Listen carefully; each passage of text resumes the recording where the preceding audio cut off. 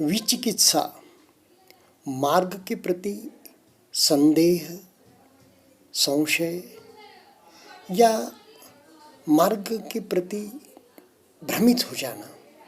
मार्ग पे चल तो रहे हैं, लेकिन सचमुच ये मार्ग निर्वाण की ओर जाता है क्या? हाँ, कुछ विकार तो कम हो रहे हैं, उसके कारण कुछ दुख भी कम हो रहे हैं, पर संशय कुछ समय तक बना रहता है, क्योंकि हमारे मन में हमारे संस्कार, जो कुछ हमने आज तक अनुभव किया है, धर्म के बारे में सुना है, वह इसमें दिखाई नहीं देता।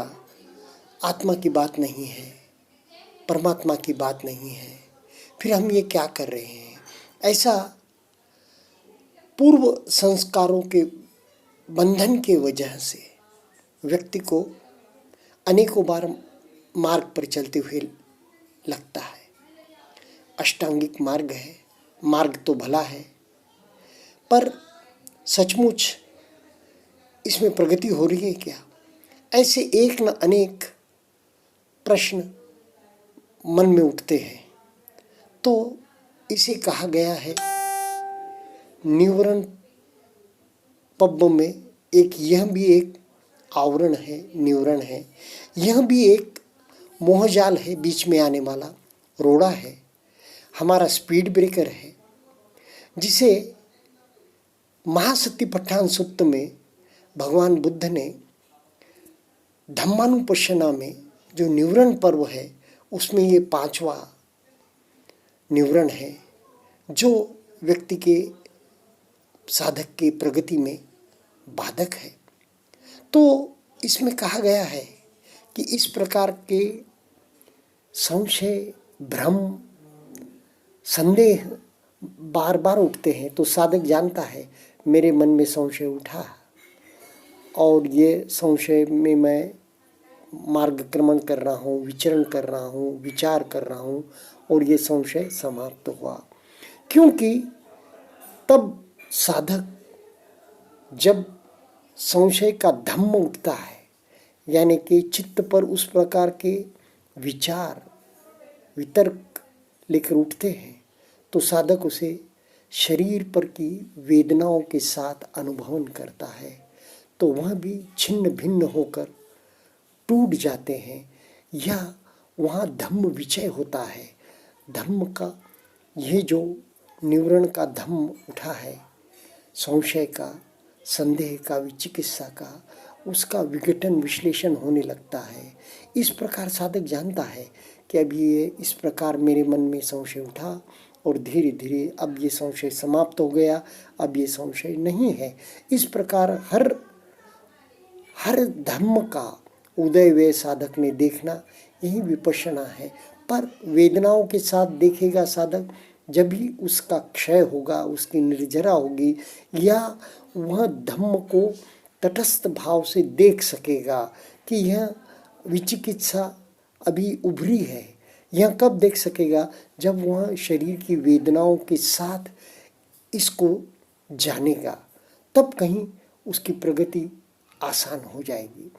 गुरुदेव जब 10 दिन के शिविर में 5 शत्रु बताते हैं, तो उसमें भी यह एक संदेह, मार्ग के बारे में संदेह, यह भी एक प्रकार का शत्रु गुरुदेव बताते हैं।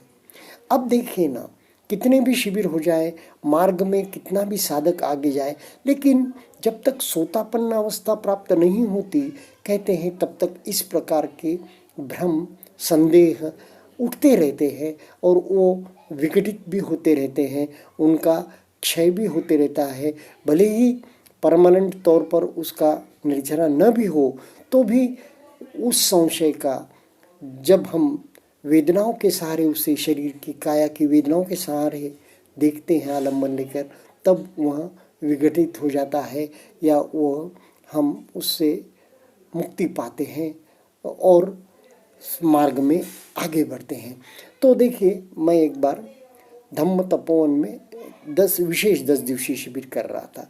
विशेष 10 दिवसीय शिविर जिन्होंने सत्यपट्ठान शिविर किया है, 5-10 दिवसीय शिविर किए हैं, कुछ सेवाएं भी दी है, और जिनके पास दीर्घ शिविर करने के लिए कुछ समय व्यस्तता के कारण नहीं निकाल पाते, तो उनके लिए 10 दिवसीय शिविर है।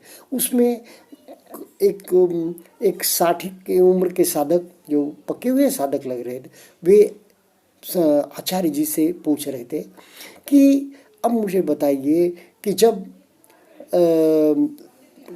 हम चित्तानुपश्यना कर सकते हैं या धम्मानुपश्यना कर सकते हैं या कायानुपश्यना कर सकते हैं, फिर वेदना को इतना महत्व क्यों दिया? इस प्रकार किसी भी रूप में संशय उभर सकता है।